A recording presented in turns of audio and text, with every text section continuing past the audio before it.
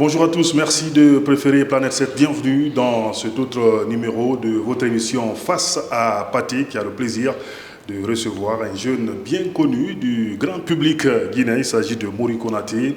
Avec lui, nous allons parler donc de ses entreprises. C'est un jeune entrepreneur. Bonjour, bienvenue. Bonjour Pathé, merci. Ça va.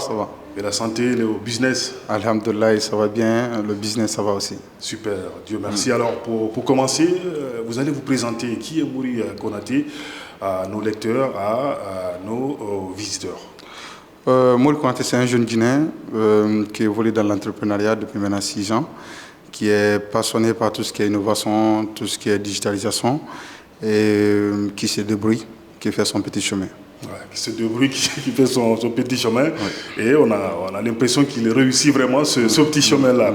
Allez, pouvez-vous nous présenter brièvement votre structure et la vision globale qui guide quand même vos différentes solutions que vous proposez aujourd'hui? La vision, je vais commencer de la vision d'abord qui guide nos différentes solutions. C'est qu'en Afrique aujourd'hui, nous avons tout ce qui est vraiment un frein qui est lié au paiement, l'accès aux services. Ouais. Généralement, on se retrouve, par exemple, à payer 2 fois, 3 fois le prix normal d'un service. Et nous, on s'est dit, ça, c'est pas normal. On va créer des solutions qui vont non seulement réduire ces coûts et qui va faciliter l'accès à ces services à travers nos différentes plateformes.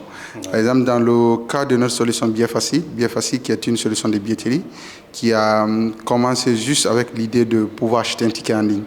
Parce qu'avant cette solution, il fallait faire le tour de Conakry pour pouvoir acheter un ticket. Ouais. Un ticket qui coûte 20 000, 30 000. Vous vous retrouvez à payer 2 fois pour avoir le même ticket. Imaginez qu'on vous dise d'aller acheter vos tickets au jardin des Automes. Je ne vous parle pas du prix du transport. Imaginez un instant, vous êtes dans les bouchons. Ouais. Combien de temps ça vous prend? Et au pire, vous n'êtes même pas sûr d'acheter le bon ticket. Parce que vous pouvez tomber sur un faux qui vous vend un faux ticket. Exactement. Et ça vous crée des problèmes. Non seulement vous perdez votre argent, et puis ça vous crée un problème. Et nous, la vision aujourd'hui qu'on a, c'est de pouvoir bâtir ce type de solution. Pas que pour la Guinée, mais pour le continent. Ouais. C'est vraiment ça la vision. Une plateforme, une solution qui va au-delà de nos frontières. Justement, quelle problématique principale cherchez-vous à résoudre aujourd'hui en Afrique et particulièrement en Guinée, parce qu'il y en a quand même assez? Oui, la problématique principale déjà, si vous voulez, comme je l'ai dit, c'est l'accès aux services. C'est très compliqué chez nous. C'est très compliqué, comme je vous l'ai dit en fait. Chez les autres, c'est devenu tellement pratique que c'est quelque chose de banal. Ouais. Tu vois, acheter un ticket en ligne, c'est vraiment banal. Mais chez nous encore, c'est des choses qui sont très très compliquées. Du coup, ça c'est la première problématique vraiment, franchement, auquel on s'attaque. Faciliter l'accès. Faciliter l'accès aux services en fait. Que ce soit des services de billetterie ou dans d'autres solutions aussi que nous avons lancées en fait. Rapproche en fait, si vous voulez, ces services à la population. Toutes nos solutions, en fait, ce sont des solutions qui vous permettent, par exemple, de pouvoir accéder à des services depuis chez vous, depuis votre bureau. Ouais. Et l'autre problématique aussi qu'on a sur le continent, ce sont les barrières de paiement. Ce sont des barrières de paiement. Les barrières de paiement, aujourd'hui, pour le même opérateur de paiement en Guinée, une fois à Abidjan, je ne peux plus payer avec. Ce que je vais vous dire, en fait, quelqu'un qui a Wave, par exemple, au Sénégal, ne peut pas payer avec Wave Côte d'Ivoire. Ouais. Sur une plateforme qui intègre exactement. C'est pareil pour Orange Money aussi. Ouais. Si je sors avec mon Orange Money guinéen à Abidjan, au Sénégal, je ne peux plus payer. Et ça, je crois que ça, c'est une vraie problématique en Afrique. Pas que pour nous. Toutes les solutions innovantes en Afrique. Parce que quand je vous parle, par exemple, de Microsoft, je vous parle par exemple de Google, je vous parle par exemple de ChatGPT. Ouais. Ils sont sur des gros marchés. Ils sont sur des gros marchés aujourd'hui. Ces marchés sont bancarisés en fait. Ils sont sur des marchés où pratiquement tous les clients ont des cartes de paiement. Effectivement, des solutions pratiques qui ont des cartes de paiement. Ouais. Ça fait que ces solutions n'ont pas de frontières, à part les frontières juridiques en fait. Ouais. Ils n'ont pas de frontières. Par exemple, nous qui sommes en Afrique, on consomme beaucoup de produits qui viennent des États-Unis, qui viennent en fait de l'Europe. Ouais. Effectivement. Mais en Afrique, vous allez voir une belle solution en Côte d'Ivoire. Les Guinéens ne peuvent pas utiliser parce qu'on n'a pas les mêmes modes de paiement locaux. Ouais. Chez nous, c'est le mobile money qui a beaucoup évolué. Et ça, c'est une vraie problématique pour toutes les solutions africaines. Ouais. Et depuis un bon moment, nous, on s'est dit, OK, vu que notre vision, c'est de vraiment avoir une solution africaine qui marche pratiquement dans tous les pays africains, on va s'attaquer à cette problématique. Nous avons travaillé sur notre solution de paiement aujourd'hui qui permet pour ces premiers temps d'accepter 14 pays. Ce qui veut dire aujourd'hui, un Ivoirien peut utiliser notre plateforme, faire ses ventes en ligne et se faire encaisser en Côte d'Ivoire. On a lancé la solution à peine. Il y a un événement sénégalais qui s'est passé sur la plateforme, qui s'est bien déroulé. Et le monsieur a accepté des paiements et il s'est fait encaisser. Ce qui veut dire nous avons essayé d'abord de construire. Oui, c'est possible. On a essayé de construire cette infrastructure aujourd'hui qui supprime cette barrière, qui supprime cette frontière qu'on avait, de pouvoir en fait aller sur d'autres marchés, en fait, d'agrandir notre marché. Allez, on va avancer, revenir sur l'historique. Comment est née l'idée, par exemple, de créer des solutions comme Billet Facile, Mansa Talent et Jellycar, parce que ce sont toutes quand même des solutions aujourd'hui qui facilitent les choses dans les différents domaines d'intervention. L'idée des Billets Faciles, déjà, c'est une expérience que moi-même j'ai vécue. Je me rappelle à l'arrivée de Black M et le groupe des Chine chez Guinée. Je me rappelle la galère que j'ai eu pour avoir un ticket. Et prendre part. Oui, je suis quelqu'un qui n'aime pas tout ce qui est concert. Je suis vraiment pas passionné par tout ce qui est concert et tout. J'étais encore étudiant, j'étais à Gamal. J'ai dû faire le tour de la capitale pour avoir un ticket. Waouh. Oui. Vous l'avez eu finalement? Oui, j'ai finalement eu le ticket.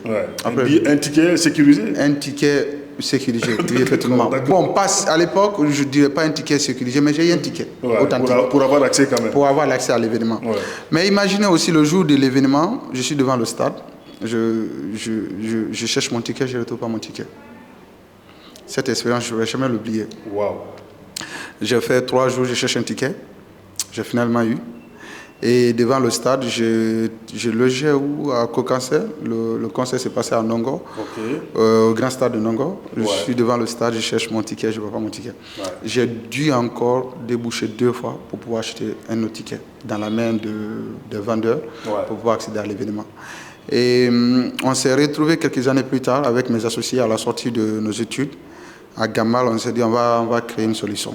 On va créer une solution, chacun réfléchissait. Tout problème, toute solution. Effectivement, je me suis dit tout de suite c'était l'opportunité. J'ai expliqué un peu ce que j'ai traversé comme expérience. Je me suis dit si on lançait une solution, si moi j'ai été dans ces cas, c'est qu'il y a d'autres milliers de personnes qui ont été confrontées à la même situation. Je me suis dit ça pourrait être une opportunité d'affaires. C'est là l'idée est venue. Nous avons commencé à créer Billet Facile. Ok. Allez, qu'est-ce qui différencie votre solution de billetterie des autres plateformes déjà existantes? D'abord, nous sommes une solution orientée, vraiment orientée, africaine. Facilité. Facilité, parce que je me rappelle à nos débuts, les gens nous disaient le Guinéen ne va pas acheter un ticket en ligne. Le Guinéen ne va pas acheter le Guinéen électronique. Ça, c'est clair. Moi-même, je peux témoigner. Effectivement. Surtout avec le problème de connexion qui n'était pas aussi... c'est ça. Et l'habitude, c'était aussi une question d'habitude. Les gens n'étaient pas habitués à ce type de plateforme. Et nous, pour pouvoir en fait pallier à cette difficulté, il fallait proposer des solutions très simples.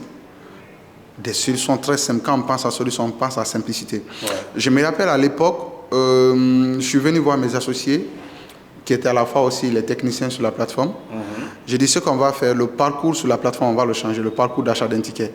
Il fallait avoir un compte pour pouvoir l'acheter. Ils m'ont dit non, c'est pas sécurisé. Toutes les plateformes du monde, écoutez bien, ils me disent toutes les plateformes du monde fonctionnent comme ça. À l'époque, je crois il y a 6 ans de cela, il faut forcément avoir un compte pour pouvoir acheter. Je lui ai posé la question. On n'est pas toutes les plateformes du monde entier. Il faut s'adapter. Effectivement, il faut s'adapter, c'est le mot. Toutes les plateformes du monde entier n'ont pas la même cible que nous. Exactement. Il fallait changer le parcours. Je me rappelle, je le dis bien, je le dis partout où je passe, on a été l'une des premières plateformes, quand même que moi je connais, à l'époque, où une transaction s'effectuait, qui a supprimé l'obligation d'avoir un compte sur une plateforme. Je me rappelle très bien. Oui, et après quelques années plus tard... Avec tous les risques. Avec tous les risques. Après quelques années plus tard, même les plus grosses plateformes du monde entier se sont alliées. Et chaque fois, je rappelle ça à mes associés. Voilà. C'est pour vous dire que même à partir de la Guinée, on peut être visionnaire en fait. On peut vraiment être visionnaire. Ouais. Moi, je suis vraiment orienté simplicité, facilité, parce que je connais ma cible qui est en face. Il faut lui proposer des solutions faciles. C'est ce qui nous différencie surtout aujourd'hui des autres. Justement, on va s'accentuer sur la sécurité, parce que qui parle de plateforme, surtout de transactions, forcément, la sécurité doit être de mise. Comment garantissez-vous cette sécurité des transactions et transparence, donc la transparence des recettes pour les organisateurs? Comment ça se passe, ce mécanisme-là? D'accord. Déjà, il faut rappeler aujourd'hui, nous sommes en train de construire, comme j'aime souvent le dire, une infrastructure qui est automatisée. C'est vrai, on ne l'a pas encore automatisée à 100%. Et une infrastructure qui est indépendante. C'est vraiment ça aussi la vision derrière toute notre plateforme en fait. Elle ne doit pas être dépendante, en fait, toutes les solutions qu'on construit, elle ne doit pas être dépendante de nous. Je veux dire quoi? L'organisateur ou le client qui vient sur la plateforme n'a pas besoin de moi aujourd'hui de créer un compte, de publier son événement, de publier sa collecte de fonds ou de publier en fait un vote sur la plateforme. Ouais. Déjà, ce qui veut dire qu'il a un tableau de bord qui le permet de pouvoir suivre ses activités. Le nombre de vues, le nombre de tickets achetés, qui a acheté. En temps réel, quoi. En temps réel. Déjà, ça, je crois que c'est une marque déjà de transparence pour le client. Ce qui fait que d'autres, même des fois, quand ils créent des activités, ils achètent eux-mêmes pour voir si c'est instantané en fait. Si c'est exactement. À ce niveau aussi. Et sur le niveau sécuritaire, comme ceux qui sont dans le domaine le disent, il n'y a pas de sécurité à 100%. Mais on essaie de vraiment faire nos mieux. On a des consultants aujourd'hui, on travaille avec des cabinets qui nous aident à sécuriser nos différentes plateformes. Surtout, nous passons dans une autre étape où nous passons des marchés spécifiquement à plus de 20 marchés africains et bientôt la diaspora. Et ça, il faut se faire accompagner par des experts du domaine. Et ça, c'est normal. On ne badine pas sur tout ce qui est sécurité. Ouais, c'est clair. On va évoquer également le e-vote, le module e-vote qui est particulièrement intéressant. Comment assurez-vous la fiabilité et la transparence également des résultats à ce niveau? Oui. Déjà, il faut rappeler que cette solution, elle est carrément basée déjà sur la transparence. C'est des compétitions, c'est des gens qui sont en compétition, c'est des gens qui votent. Beaucoup de bruit autour parfois. Effectivement. Et ce qui se passe au niveau du voting, c'est qu'on affiche même les données sur le front même. Ce qui veut dire que le client voit, c'est que tout le public peut voir. Tout le monde a accès aux données au même moment. Ça évite en fait de dire non. Pas de barrière quoi. Effectivement. Ça évite de dire par exemple, non j'avais 10 votes. Tel avait X et finalement tel a Y. Du coup, effectivement, les données qui sont affichées au niveau du back-office, ce sont les mêmes données qui sont affichées au niveau du front.